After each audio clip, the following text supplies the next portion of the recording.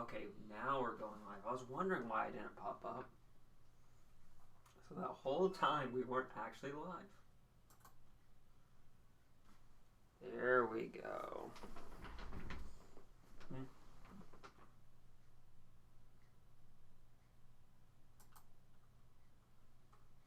Our audio should be coming through. There is no video. It's a still image. It should be. It should be fine. Yeah. Let me make sure on here though, because this is how I always double check. That'll tell you one thing, but then It's the coronavirus is affecting more than the PS5 and the Xbox.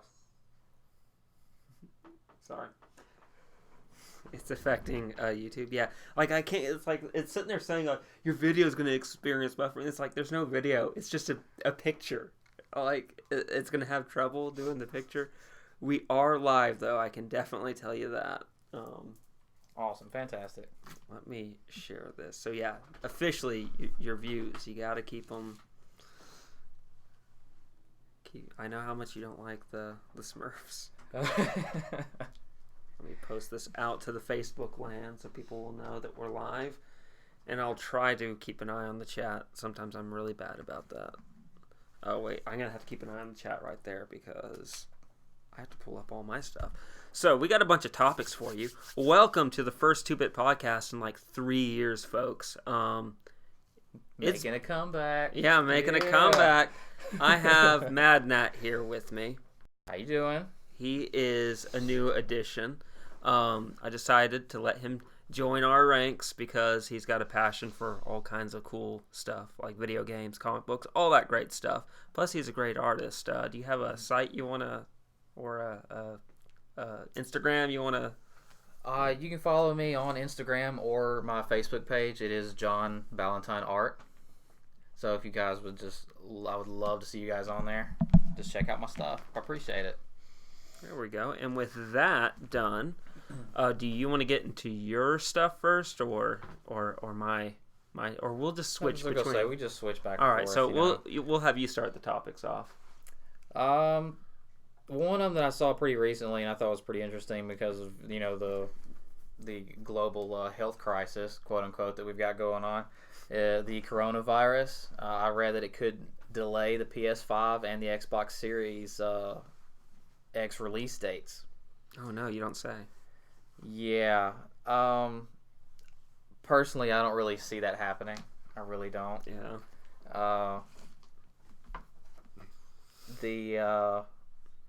The virus is widespread in China, right? Yeah, China. And we've had, was it 6 or 8 cases here? Yeah. It's not very bad. But from what I read about it, I've even saw like some memes about it that's making fun of it, really, how the media is like really focusing on just it's dangerous part. Yeah. But it's only really dangerous to the elderly and the weak immune systems, right? So it's like the elderly. flu. Yes, it's very similar like to the flu from what I read. Yeah. So I don't know if I put a whole lot of stock in this, but they seem to be pretty worried about it.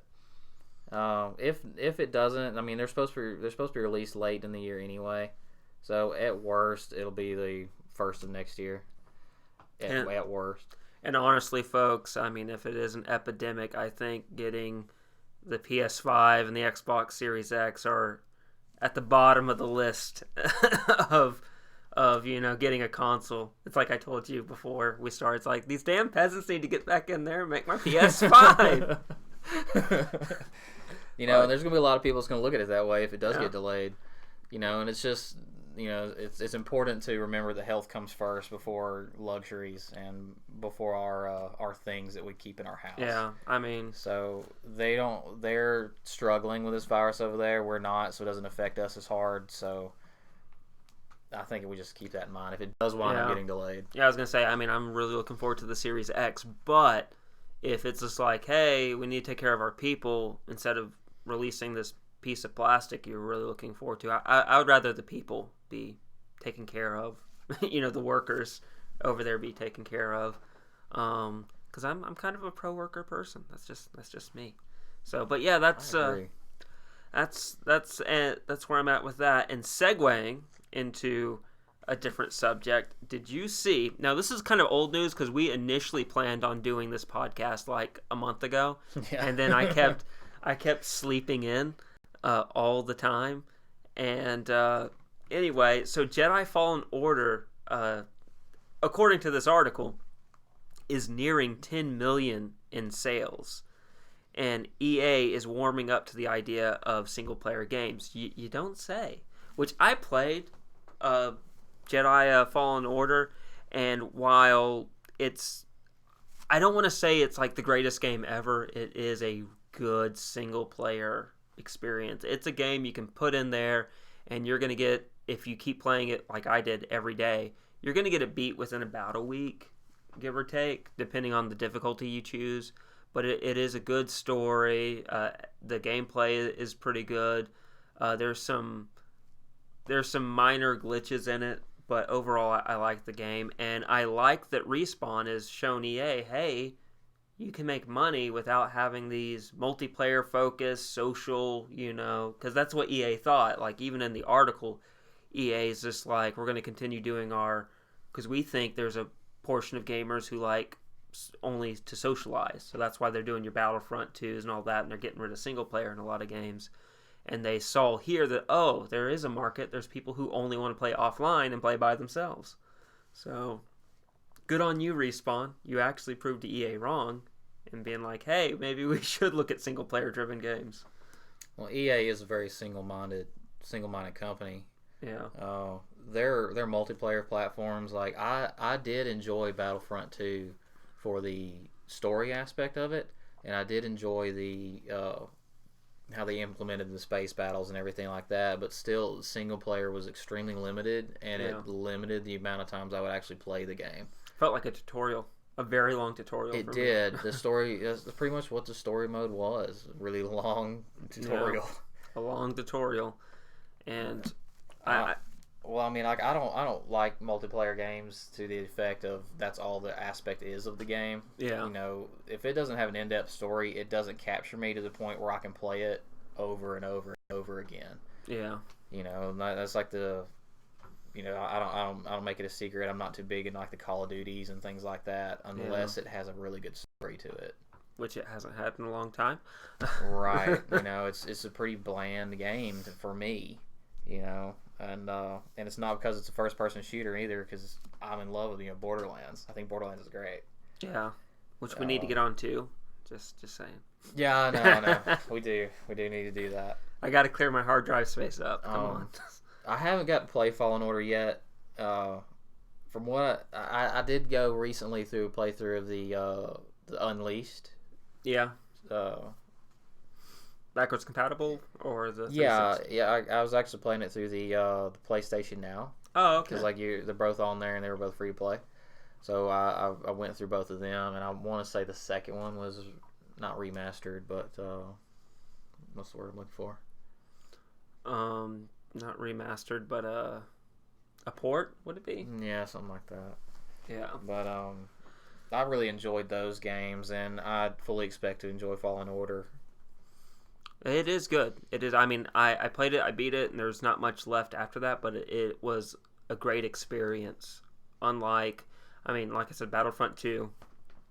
I like the game, and I like going on there and playing it, but I can tell you, I really feel I got my money's worth with Fallen Order, where Battlefront 2, I got it on sale, so I got it cheap, but I feel like I could have even waited till it was like $5. Yeah. It's just like, I feel like even spending, I think I spent $15 or $20 on it, I still feel like I didn't get my money's worth with it, because it's unless you like that just constantly just multiplayer maps and the story, like you said, it is just, there's more to be desired there, and it basically a tutorial mode, so I don't feel like I got my money's worth with that. But with Fallen Order, it was a complete fulfilling experience, and when they come out with Fallen Order 2, I'm probably going to make that a day one purchase. But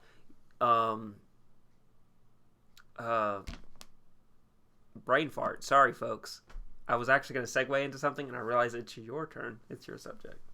Oh, I was like sitting here with the Fallen Order, but I am glad that they're moving towards more single player minded things, because like really most of your greatest games that have like everybody still talks about even today or have been single player games. I mean, you've got some games that have really have made it. I mean, there's no doubting Fortnite. I'm not really a Fortnite fan. Yeah. But Fortnite seems to be really staying around, even though I think its popularity is starting to die out. Yeah. But I don't know. There's just so many. Like, all of my greatest gaming memories are through single player games. You know, your Mass Effects, your Dragon Ages, your Final Fantasies, all that stuff. But the one thing I am excited about, I'm really big into the Batman games. Love the Batman games, and they've leaked the upcoming one and how it's going to be co-op. They're taking a lot of the aspects from Arkham Knight, and they're going to wind up making it co-op for the quote-unquote Bat family. There's not much more known about it other than the fact that it's really going to be co-op and multiplayer. The question that I have is Batman even going to be the main character? Because, you know, it's way past spoiler alert. So, you know, Arkham Knight, you know, if you've played through that, you know what happens in the end. You know, there is no Batman now, except for that weird, mysterious ending that doesn't really make sense unless it's you talk about the Scarecrow's, you know, his gas and everything like that's what's caused all that at the end. Yeah. Have you beaten it and played it? Yeah, Arkham Knight. Yeah, I have. Real quick, we have a chat. What's going on, Brian Kenny? You doing all right? Brian Kenny, what's up, man? But anyway, you're saying I was looking over there at the chat real quick, but you said it's going to be a sequel to Arkham Knight, or is it going to be, because I did hear rumors earlier this year that it would be possibly a prequel or just set before the Arkham games.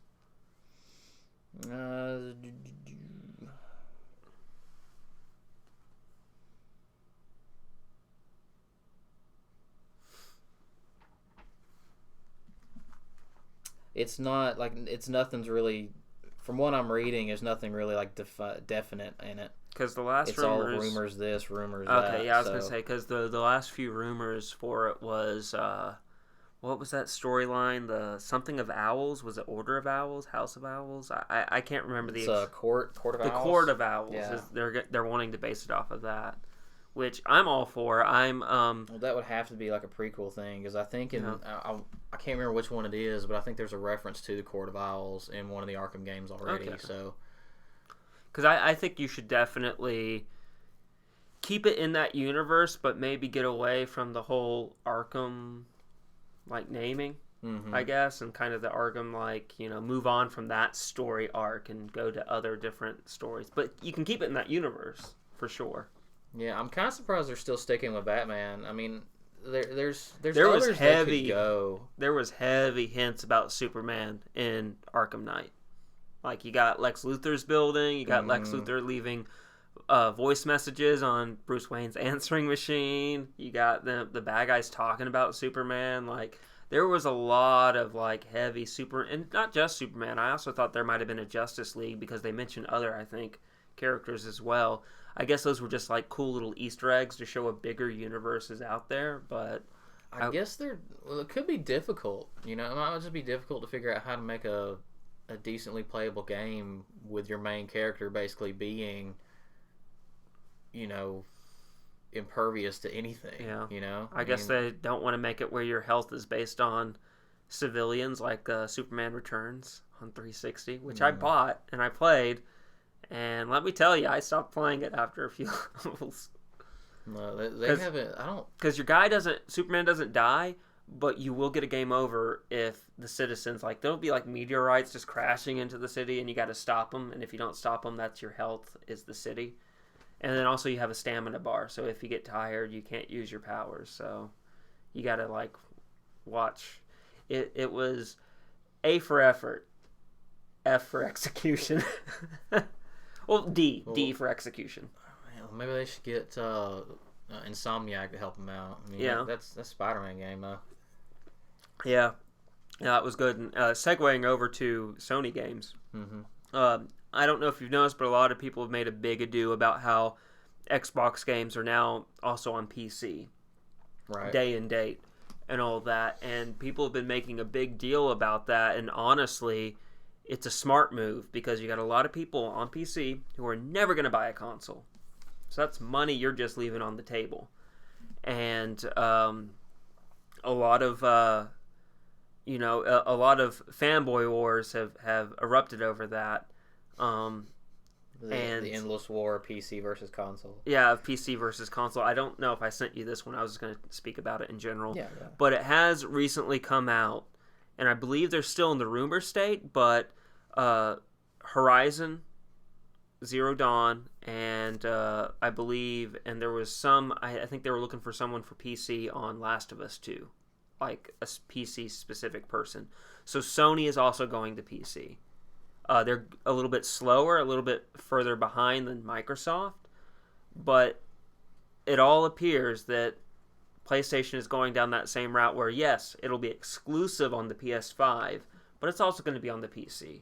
Because Sony sees that. Like, I can tell you guys, I don't look at it often, but I look at quarterly earnings from Xbox and PlayStation, and even though PlayStation 4 is the best-selling console this generation, sold over 100 million consoles, every quarter PlayStation is making like 1.5 billion in profit, 1.6 billion. Microsoft is making 2.5, 2.6, 2.7. So Microsoft, even though they haven't sold, or Xbox, and that's just the Xbox brand, that's not including Microsoft as a whole. Right. So even though Sony has sold more consoles, if you look quarter by quarter, it appears that Xbox is making more money. And I think that is because they've been smart. They have Game Pass. They've put their games on PC, and they've been able to increase their revenue by going into new markets and all that. And so while you'll sit there and you'll say your fanboyism and go, oh no, if it's on PC and Xbox, that means it's not exclusive. You can get into all that detail. At the end of the day, they're into making some money, and they're making money. So who cares what fanboys say? That's what I have to say about that. Do you have any opinions on it? No, I mean, you pretty much hit the nail on the head with everything. I'm just in total agreement with you, really. Yeah. So it's, and I'm still going to buy a Series X and a PS5 and play them on there. I'm not much of a PC guy, but it's just like, my feelings don't get hurt if it's like, oh, Gears 5 is on PC, well, I'm not buying it on Xbox. It's like... Yeah, that's for me, it's ridiculous. But... I have my PC and I have my consoles. For me, it's just a matter of style of gameplay. Like, there's certain things I prefer to play on the PC. Games like Skyrim or Fallout, I like on PC. Those mods. Oh yeah, like the mods are great. You know, but if it's something like, Dragon Age or Mass Effect, I can't stand playing those on PC. Yeah. Or any or Borderlands or anything like that. I can't. I tried to always play RTSs on PCs because RTSs are so difficult to play on consoles. They just are. I pull what's left of my hair out if I'm on a console with those. Yeah. The only one that I ever thought was decent was Halo Wars. I remember playing that, and that one was, I felt, specifically made for that controller. Mm-hmm. And they did a decent job, but at the end of the day, if I probably played the PC version of that, I would prefer that over the 360 version. Right. But anyway, segueing on, that was my little bit on that. I see you got... Oh, I see. We're very professional here. It's super professional. It has been a while. I'll get better at my segues as I used to. But segueing into some more like video game industry news, we have a couple of people leaving their big positions at studios. That's right. Rod Ferguson leaving Gears of War for Diablo. Yeah. Oh, how now? I know you're a Diablo head. I love Diablo. Yeah. How do you... Now, I'm a Gears guy, so I'm depressed. But how do you feel about this? Now, Ron Ferguson has been with Gears since the very first game. He's not the only mind behind Gears, but he is one of the big driving forces for that game. And so with him leaving, those are some big shoes to fill. But as a Diablo fan, how do you feel that Diablo's getting this guy? I'm pretty excited about it. You know, I loved Diablo 3. There were some things I didn't care for, like their DLC. You know, they came out with like a DLC. It was like $15, and the only thing it was another character style. You know, so I mean, as far as the story element there, it was there, but it's just really a lot of like hack and slash kind of a thing. But this guy here, he's part of franchises. Not Gears of War is no doubt the success that it's had, but he's been part of BioShock and Half-Life as well. Yeah. And those things have been extremely popular too. Yeah. This probably is going to be what Diablo needs and Blizzard needs to really boost Diablo back up where it was. Because I remember when I was in high school, like Diablo 2, I think everybody played Diablo 2 when I was in high school. Yeah, I remember it being like for years, even long after it was released, Walmart would still have like the double pack. Yeah, it had like everything. It was like some massive box. And they would sell them too. Yeah, so, I mean, they would still sell.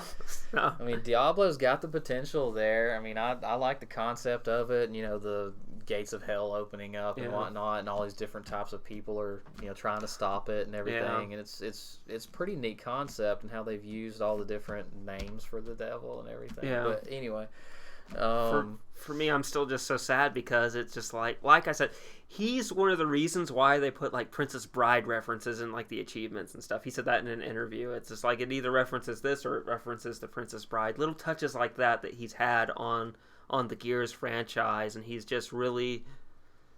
Well, hopefully the company itself sees that people like that in general, because it's not hard to really come up with references like that. Yeah. So, I mean, surely whoever's taking his place or somebody else on the team is already part of it. Yeah. You know, they can go ahead and stick stuff in there like that. Speaking of that, the brainchild behind the Gears series, Cliffy B, he has been tweeting up a storm. He is thirsty to get back on Gears of War. He was the original, if I remember correctly, especially the gameplay, and that was his big push on the Gears series. It was pretty much his brainchild.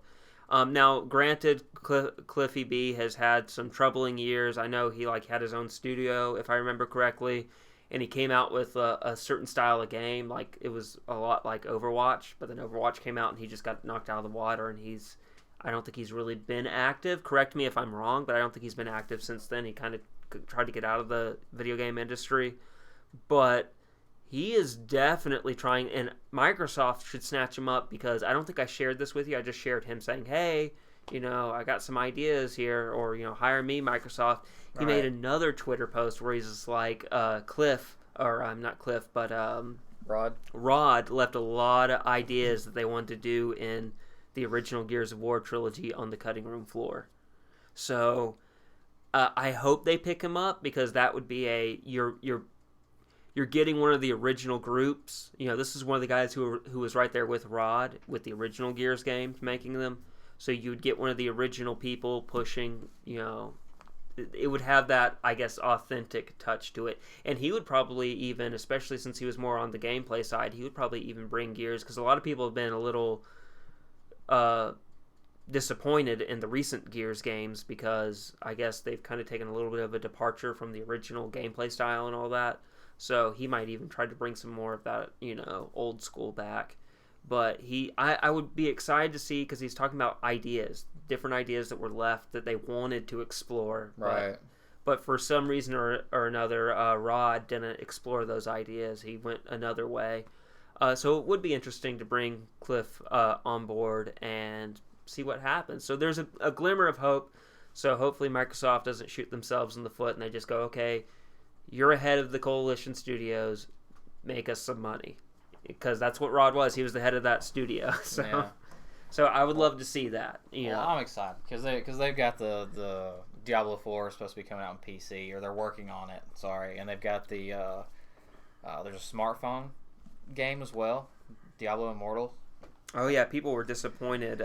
Wasn't that the game people were disappointed about? Yeah, I'm not big on smartphone games anyway.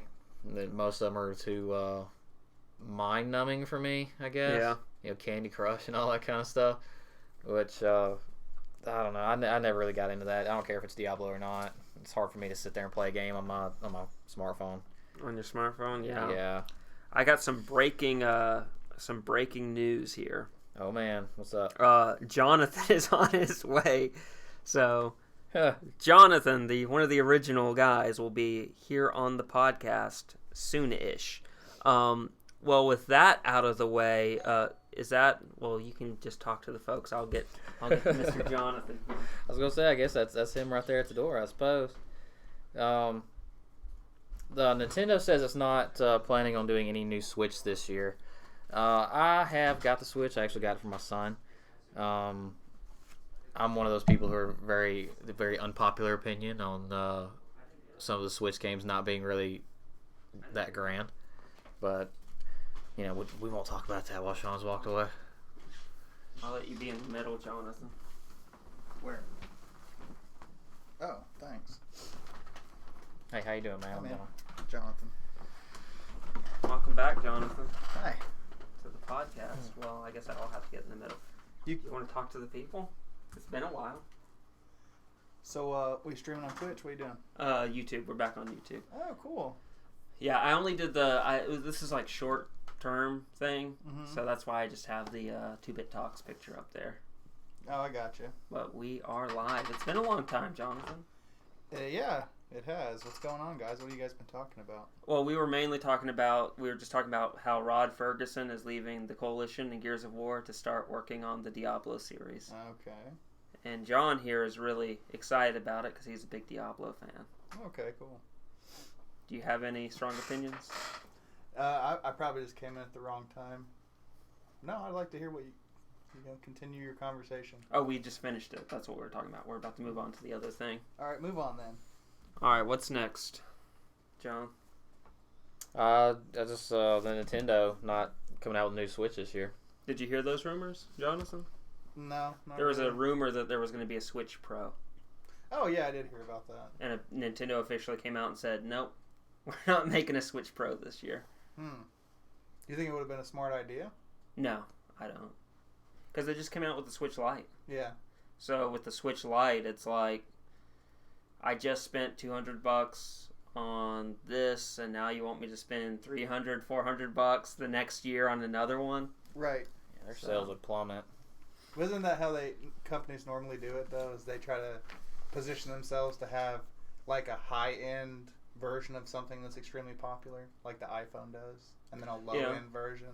Yeah, I mean, Microsoft is definitely going that route. You got the Xbox S and the Xbox X. Right. One's the high-end, one is that. So I guess a lot of people, and even PlayStation, PS4 Pro, PS4. So I guess a lot of people assume Nintendo was going to do that too, but Nintendo always marches to the beat of their own drum. Nintendo is Nintendo. They're going to be like, oh, is that what they're doing? Well, we're going to do something completely different. We're not going to follow their lead. Wow, these cats really love you guys. I know, right? But yeah, that's I'm kind of glad because I was like going, oh man, I got the Series X coming out this year. There's possibly a Switch Pro, and then you got the PS5 coming out. And I was like, what am I gonna pick? Yeah. I don't have money to buy them all. It's too much competition in one go. Yeah, Even for like a Christmas time frame. for sure. So what is their plan if they're not doing anything hardware related? They're just gonna continue on with the the Switch is selling focus on software. Yeah, software Peripherals? because you got we got the Pokemon games just came out, and And they're still adding to those too, aren't they? you still got expansion packs coming out for that, which is adding, like, instead of coming out with a new game, you're just adding whole new areas to explore with more Pokemon. What else? There was something else coming out this year. I've heard some rumors. Now, these aren't confirmed, but I've heard some rumors of a Mario Kart 9. So that might be coming out this year. So we might be getting a Mario Kart 9. I love Mario Kart. It is pretty good. I almost bought a Switch Lite because I don't have, a Switch. Actually, I own, 2 regular Switches. Yeah. I almost got a Switch Lite for myself, but I decided to go with the Oculus instead. Oh, how is the Oculus? That new surprise surprise topic here. Tell us about the Oculus, because I have really been wanting to know because you've been big for years. You have been trumpeting the VR. Yes. How is the Oculus, Jonathan? And is your computer rig strong enough for it? Well, I actually bought a Quest, so Okay. I don't need a PC to run it. Nice. I started off by buying the Rift S, and it was good comfort level, I didn't have any really issues with it other than I just couldn't get it to maintain a connection with my computer. So I decided after 3 days of just being frustrated by the integration and the problems and updating my BIOS and upgrading my graphics card drivers and trying everything I could to fix issues I was having with it, I just decided to swap it for the Quest. And now with the Quest running on a mobile platform and everything, you can just take it wherever you want, and no wires, anything like that. And with Oculus Link, you can actually still plug it up to your computer and play VR games that are PC bound, using the power of your PC to run those higher, more demanding games. And I love it, man. Like, my family's fighting over it constantly, over who's going to play Beat Saber and Puppet Fever, and it is a lot of fun. I was going to bring it, but I didn't know what the plan was for tonight. So it's kind of like I woke up at 4 and just like, okay, let's. Do you want a chair? I can get I'm this fine, chair. Dude, I'm fine. I'm about to get a stool, but so do you think VR is here to say? There are rumors that PlayStation is going to further integrate VR for PS5. So how do you feel? What is it? 3-4 years later on the state of VR? I'm going to go get a stool. I'll be right back. Okay.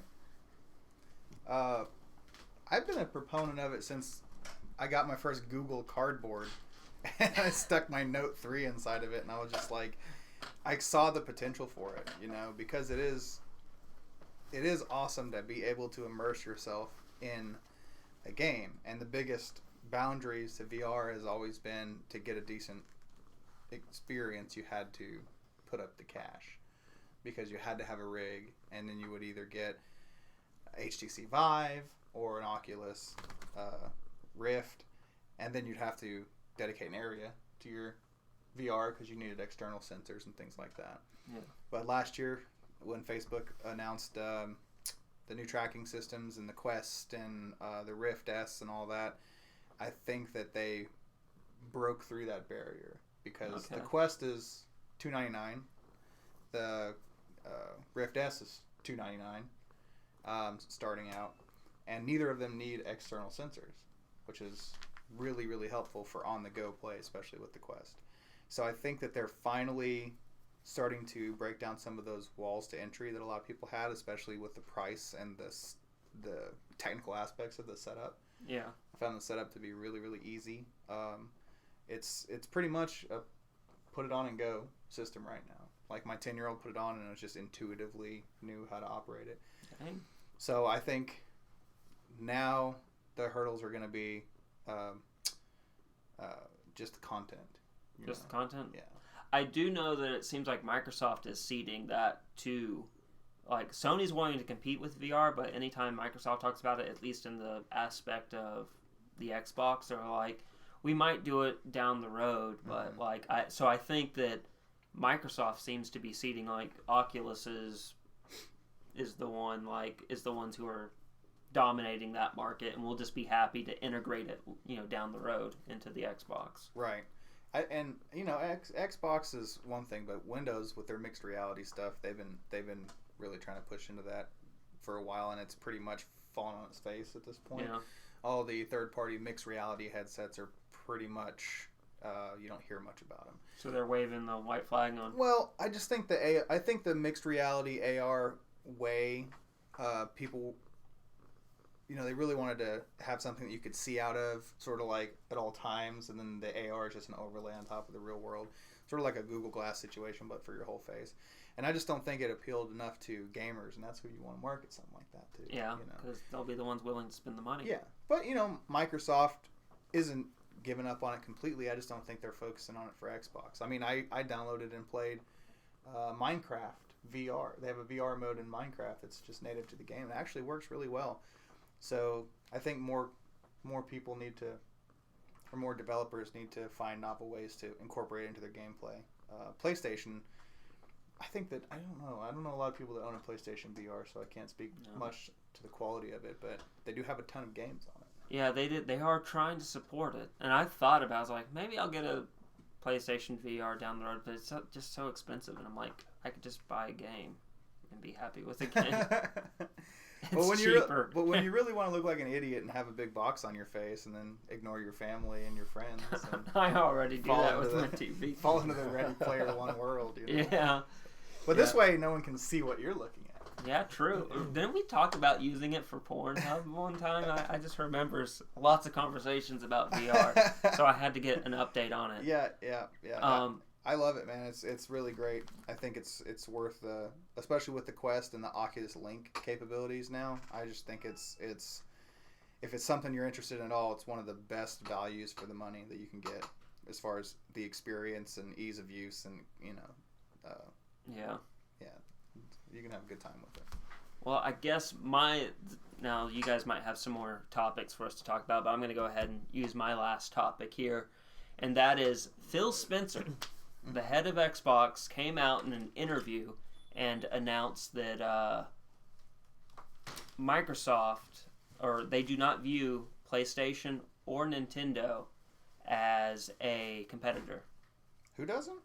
Xbox, Microsoft. Really? They view Google and Amazon as their competitors, and they cited that PlayStation and Nintendo, they're not like trying to downplay them, but they are like talking about like how they do more traditional consoles and how streaming is the future, and they see Google and Amazon as their main competitors for that, and the fact that Sony has signed a partnership with Microsoft to use Microsoft's cloud service, and how it's more like PlayStation or Sony in particular is more of a partner, not a competitor in that realm. And in the future, you're going to see a lot more PlayStation games using their Microsoft's infrastructure for cloud. Azure is what it's called. And so I kind of call BS on it a little bit, because it's like you're coming out with the Series X, its main competitor is going to be the PS5. And to a lesser extent, the Switch. So a little bit of BS on that, but I think big picture, I think he is saying, hey, yeah, big picture, down the road, streaming is going to be the thing. You have Google Stadia is already out. Whatever the hell Amazon is working on, there's been rumors, I think, about them doing that. I think big picture, they go, we're into streaming. Sony is already like locked in with us for it. Wasn't Stadia a huge failure though? Yeah, I believe it was, but it was like enough of a threat that Sony's like, we got to partner up with Microsoft. I think maybe Microsoft just means in the realm of web service hosting. Like Amazon is huge, AWS is a huge part of that, and I think maybe they're just speaking to the competition in that area, maybe, because as far as I know, Amazon doesn't have their fingers in any gaming pies that I'm aware of, other than selling games. I've heard that it's just like Apple. Apple's been vaguely interested in it, but it's like you got to put a lot of money down, a lot of investment, I think, to do that. Like, even in the interview, Phil Spencer says they've spent, I don't know if he said billions or millions, but they've spent tons of money on their cloud service. Like, they've heavily invested in that, and that's one of the reasons Sony like went with them, because it would take years and tons of money to build that up. Right. And Microsoft already has it there. But I think down the road, they do see that traditional consoles are going to go away. Like, you already have the discless Xbox. PlayStation, for their part, they have PS Now. But the discless, the all-digital Xbox, it runs locally. The game runs locally. Yeah. So I think one of the things with Stadia is that you have to have an amazing connection in most instances to play the AAA titles, or else you're running into lag, and you're running into downgraded graphics and things like that. Yeah, for now, but I think big picture, he's looking down the road. So down the road, where you're able to, the internet infrastructure is better for everyone, and they're able to stream these huge games. Right. But I just don't know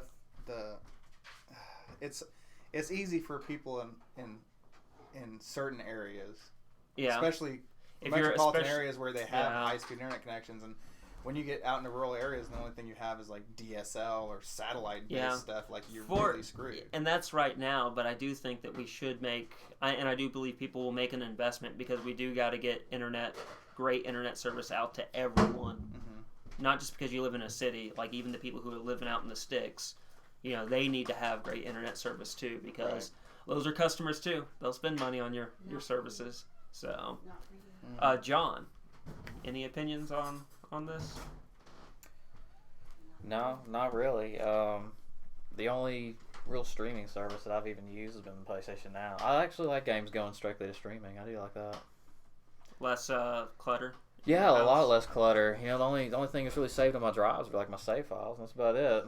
Yeah, it's not taking up like 40-something gigs over my system and all that for one game. Do you have any issues playing games through streaming like that? I have had a couple sometimes. Like I was playing Dynasty Warriors Empires. I think it was Dynasty Warriors 7 Empires. There was like a weird lag every now and then from it. But really, other than that, I haven't really had any trouble with it. At least so far. I played the Duke Nukem game through it. I played the several Dynasty Warriors games through them. That's usually the one I have the lags with, is any of the hack and slash games, because there's so much going on in one time. Yeah. Like one hit, there's like 15 people dying. Yeah, so it's just like, that causes a lag. But as far as like the, Duke Nukem was a newer game than that one. It didn't lag at all. It didn't have any kind of catch or nothing. Yeah. So I seem to be doing pretty well. Yeah, I remember when PS Now first came out, I would see other YouTubers who played it, and they said, yeah, it's surprisingly running. There would be some hiccups here and there, but they were very surprised with the quality of the service. But like Jonathan said, though, if you don't have good internet access, it's probably rough, slog. Yeah, if you're stuck out in the boonies, like a lot of people around here where we live, about the only internet choice you can have is like satellite internet. There's a lot of places here, and you're not going to be. There's no way. Yeah. There's no way. So for it to be a success, you got to definitely get better internet out there to them. So absolutely, you'll make it'll become viable then because everyone can get into it. Yeah, but that's something like Facebook is working on. They want to bring internet to the world. Elon Musk is launching satellite-based, internet service, and he wants to bring internet to everybody. Is it going to be as durable as his electric truck? I don't know. It's just going to create space junk. We can talk about the Tesla truck if you want. Oh my God, what a horrid. You remember the Tesla truck, right? Oh yeah. So you own a truck, John. How did you feel about the Tesla truck? Oh, what are you talking about, man? I feel like a beast driving up to work in that. The Cybertruck. What about you, Jonathan? Your opinions? You're our local tech guy. What did you feel about the truck?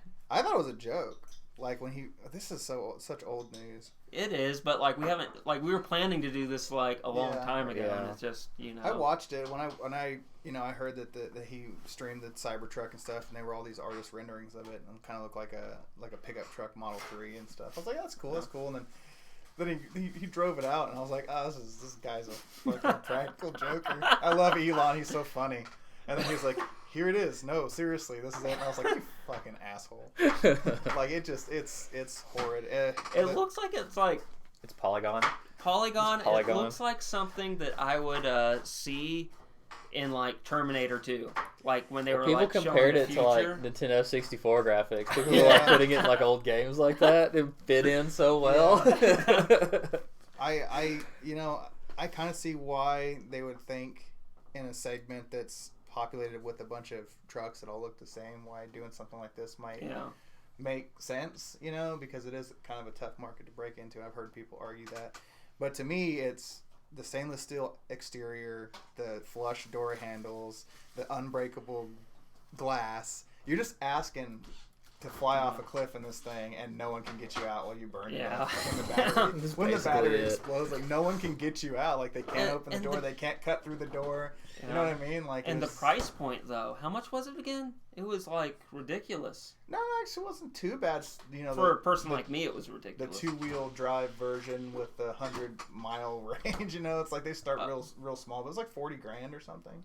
Yeah, for the low end. It's just for the lowest model. Come on, like the next model up starts at like $75,000. I was about to say the basic, like I'm looking at a Nissan Leaf, which is like 100-something mile range, and well, it's used. That's why I'm looking at it, and it's only like 13 grand, but Yeah. but even new, it's like 30,000, but from everything I read, it seems like the standard needs to be at least 200 range on the vehicles, because otherwise it's not, I think Tesla's sort of like Oculus in that realm. They're kind of pushing other companies to be better at stuff like that. So, but also they're doing very anti-consumer practices, like they'd sell this converter charge kit for your Nissan or any other electric car you had to be able to plug into a Tesla thing, and now Tesla has their things updated where it doesn't use that, because they want you to buy a Tesla and use it on there. Sure. Which I get, but at the same time, I just feel that's a bit anti-consumer when there's a third-party item that comes out and it allows people to charge their electric vehicles that aren't Tesla. But I think it, I see 8 to 10 Teslas a week nowadays. I used to never see any for years. Yeah, I mean it's the future for sure. Yeah, it's just that's a tough nut to crack. I like Elon Musk. I like what he's doing in a lot of areas. And it is. And I always tell people this: it's the future industry for vehicles, and I mean, unless you want, because it's taken off like in other places too. So if you want to be the dominant, want to be the place that is where that industry is based and that technology evolves, you got to start investing in it. You don't want, like, China's heavily investing in electrical. Yeah. Do you want them to take control of that industry and be, have us locked out? Like, Tesla's building a gigafactory in China, I think they're producing Model 3s in China now. Yeah. So, folks, it's your patriotic duty to buy an electric. Well, we'll see. I think it's getting there, but it's getting there. Right now, if I wanted to drive an electric car in this area, there's one Tesla supercharger station. And again, to go back to the internet thing, that's the problem. Like, because we've been thinking about getting an electric car, and it seems like if you live in a big city, there's charge stations everywhere. Yeah. But as soon as you get out to the smaller towns, there's maybe one. Yeah. And it's just like you need to spread those out so people can. You don't want people like running out of power, on a road trip. Encourage competition while maintaining, some sort of universal standard. Yeah. Same with the internet, encourage many companies, let many companies come in to compete, but hold them to a certain standard of accessibility, For sure. Did you have any more topics, John? No, we pretty much went through all. We went through them all of them? Well, one, this is like 2 bonus topics I just realized. One, did you guys hear Sam Raimi might be doing Doctor Strange 2? Yes. Yeah, I did see that. And I would love for him to incorporate, and it's the multiverse, so I would love to see Tobey Maguire's Spider-Man just swing in, just use old footage and just have him swinging around. Why would you need to use old footage? Tobey Maguire is not doing anything right now. He is available. Yeah, really. He needs a job. He will come in. He'll pop up, say pizza time, and then he'll go away. There we go. Just him delivering pizza. It's like yeah, and then that way we can know that the Sam Raimi Spider-Man is alive and well and, doing his thing. Yeah, how do you think the Multiverse of Madness is going to tie into WandaVision? I know that they're going to be interconnected. I have no idea, but I will be watching WandaVision when it comes out on Disney+. Yeah, it looks so weird. It looks interesting. Yeah. But what was I about to say about that? I'm excited because I actually liked there's a lot of problems with some of the Sam Raimi Spider-Man movies, especially 3, but that's more Sony Pictures' fault, not Sam Raimi's fault. That was the best one. But he, Spider-Man 3? Yeah. Okay. But Sam Raimi, I did think captured a lot of comic bookness. You know what I mean? Just how he presented, especially in the first 2 movies. I like his style, so I think he'll be able to do well. And then the original director's still on. It's like, I think, producer or something like that. So even though they left because of creative differences, he's still going to. I think a lot of what he did is still in place. That seems to happen a lot at Marvel. Yeah. I mean, if only LucasArts would do something like that. Oh, Rian Johnson, you're messing up our story. You're out of here. So only if Lucas, at least give Marvel credit because they have a vision, And when a Right. director isn't doing what their vision is, for good or for better or worse, it's like, well, this doesn't fit into what we're doing. So Well, get you know, out. whenever they give the director, especially visionary like auteurs, you know, they give them the reins. You Yeah. end up with stuff like Thor Ragnarok, you know, where Yeah. you can keep it fresh, reinvent characters, do something new. Thor Ragnarok was good. That's yeah, why and it that's was such why a I'm hit. looking forward to WandaVision, because it just looks like it's so far out of the norm of Yeah. what you would see, and I think maybe they could only do that on Disney Plus, because I don't think they could sell a 50s Yeah. sitcom movie. You know, it's like Yeah. it gives them an Mhm. opportunity to do something new with that character. Then you got Mandalorian. Yep. Season Mandalorian 2. coming out in October. Season 2. Heck yeah. Can't wait to see Yeah. more of that magic hand thing. Yeah. I've developed such a love-hate relationship with Baby Yoda. My wife actually bought it. She's wearing it right now. She bought a Baby Yoda shirt. Really? Yeah. So It's everywhere now. Yeah. You know? Yeah, It's like even Baby- people who don't like Star Wars are in love with Baby Yoda. Yeah. yeah, Baby Yoda's awesome.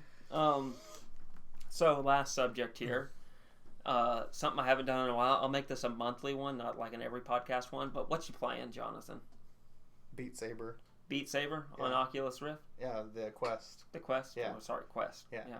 Yeah, it's a game changer with no cable, because they have 90-degree and 360-degree levels that you can play in Beat Saber if you have a large enough play area to do it in. Clean your living room out and set up a play area. To just have that freedom to spin in 360-degree circles while you're wielding two rhythmic lightsabers it's amazing. Like, it just, I would so much rather be at home playing Beat Saber than here with you guys right now. You It kind is- of regret coming over It here. is so much fun. It is such a good game. And I've always liked rhythm games and you know, stuff like that. Like, I'm not a huge first-person RPG. I Yeah. like more casual stuff. Yeah. So to be able just to pick up and the Quest, slap it on, and play an hour and a half of Beat Saber with, you know, just no real, you know, story or anything like that. Just, it's, to me, it's the most fun I've had in a long time. So What about you, John? Oh, well, right now I'm actually going through an older game that, you know, they released on the PS4, which is Final Fantasy 12. You know, that game was, I really like it. It's very political. It's not like the world's ending like the rest of them are. And yeah, I think you told me about that. yeah, it's like, you know, the Empire's invading this other one, and it's like they're all trying to they don't want to do this because it's going to affect you know, she doesn't want to reinstate herself as queen of this area, because if she does, then it's going to wind up falling apart. It's a very political game. It's very much But, like what do they call it? I forgot the term for it. But I know what you're talking about, like the drama in the King's Court or Queen's Court. Yeah, it's kinda. basically kind of like that, sort of, kind of. It's actually, that's where I got the name for my son, was in that game. Wasn't that? Oh Yeah. yeah, yeah. I remember you telling me that you got it from a game. I didn't know it was that one in particular, but you said that you got it from Final Fantasy. Yep, Balthier. Yeah, So that's what. yeah. That's the only thing I'm playing right now, and I keep going back from that and watching Star Trek Next Generation, because I want to like recap before I watch Picard. Where is it streaming at? Because I've CBS All Access. CBS. Oh, they have their own streaming service, of course. But I think it's on Amazon too, isn't it? Not On sure. Amazon Prime. Not I remember a few years ago, all the Star Treks were on I don't Netflix. see why. I don't see It why is. it would be. Yeah, it's on. You could Like, probably- I'm watching Next Generation on that. I don't know if Picard's on there or not, but Oh, Picard. Yeah, I'm sure it would be. I was talking about the older. oh yeah, Next it's on it's on Generation. Netflix. That's why I'm watching it now. A lot of people are like going back and watching it, and I remember the first Star Trek series I ever watched, beginning to end, was Enterprise with Bakula, Mm-hmm. and I actually enjoyed it, even though the last season was like completely rushed, because I guess they were like, "Hey, this is your last season," so they're like, "Okay, quickly, let's end it." And then that got me to watch the original series, which I didn't care for that one. I wasn't a Kirk fan. I didn't really care for Yeah, it. It was the other characters that, for me, made that show. Yeah, I watched that. Spock, you know, and all that. Yeah, I only watched the episodes that were like important and would come back. Someone online had that listed, and then I watched the movies, Star Trek and Star Trek II, Wrath of Khan. The movies are better than the show for the Kirk series. Wrath of Khan was awesome. Yeah.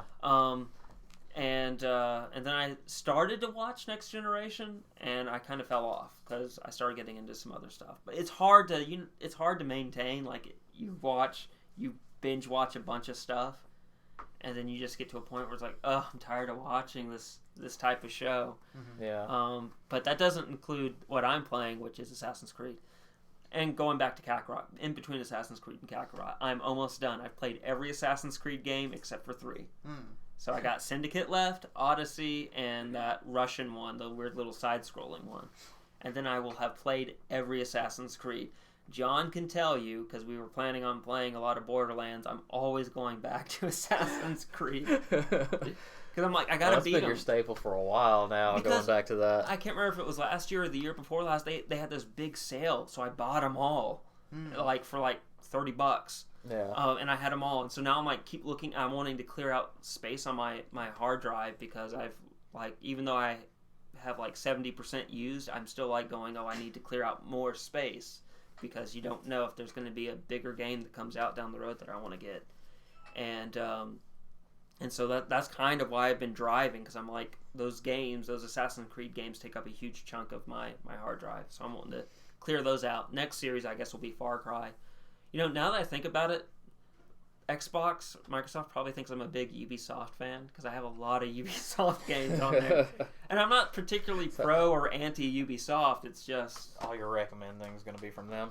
Yeah. But yeah, that is what I'm playing, and I guess that's the end of our first podcast in how many years, Jonathan? Like 2 or 3 years. Sorry I didn't get your messages, so I assumed you weren't interested. So Well, it's just Facebook. That's been happening to me a lot. what? Send messenger messages and they just don't show up till the next day sometimes. Okay, yeah, because I was gonna say I didn't get anything from you, so I was like, I guess he's working or something like that. So I went ahead and started the podcast. It's okay, But man. You don't have to lie. next I podcast, know you're ignoring me. no, I'm very happy because it wouldn't feel right without you. You started this thing with I don't me. know. He said we better start before he gets here. Yeah. Yeah. Oh, yeah. No, seriously though, you started the whole podcast with me, so it feels right that the first podcast we have you back with us. Well, I'm glad you're starting it back up. This is good. This is good content you're creating here. Good content. Yeah, it's great content. I'll work on making something better. Does anyone have anything they want to shill? Do you want to shill your stuff out again? We always shill at the end. Shill at the beginning, you shill at the It's end. time for plugs. Yeah. Just try, guys, please follow my my art page on Instagram, John Valentine Art, and you can also follow me on Facebook as well. Any support you guys lend, I'm really appreciative of it. So, thanks for everything y'all do. Jonathan, you got anything you need to shill out? No, not really. Anything No, there's nothing that do you want anyone to play with you online? No, I don't do that kind of stuff. Do you want to shill out some more Google Cardboard? He's a loner, lone wolf, yeah. So, well, for me, I mean, I guess I'm already shilling out, subscribe to the channel, hit that like button, all that good stuff. Share out all of our videos. Brian, thank you for watching and commenting. If you guys have any questions you would like for us to answer, we're not going to do it on this episode. We'll do it on another one. So just send us a question. We will answer it. And with that said, I guess we will see you guys. We're going to try, what do you guys think, next week? Maybe. Bring some topics that you guys want to talk about, because it'll be not just gaming. It could be anything, Right. like Tesla's new surfboard. I'm Sure they already made one. Are you Yes, they serious? made What? Yeah. They sold out immediately. Yeah. They What made the one. hell? I just need to just go down a list of random things and ask you one. Flamethrower, it's been done. Phone charger, battery pack, it's been done. Surfboard, it's been done. They've made just about everything. Jesus. Usually in small, limited quantities. Does he just It's marketing. get a hair up his butt and go, I'm going to make this? Yeah, it's marketing. Okay, it's marketing. Yeah. All right. Well, with that said, folks, thanks for watching. Once again, please hit that like button, hit that subscribe button, and we will see you guys next time. All right. What's my thing again? Oh, yeah, stay safe and play on. It's been a long time, so. We're not going to sing the theme song, the outro? The outro? Yeah. No, I don't have that Oh, okay. connected. I'll have to have you...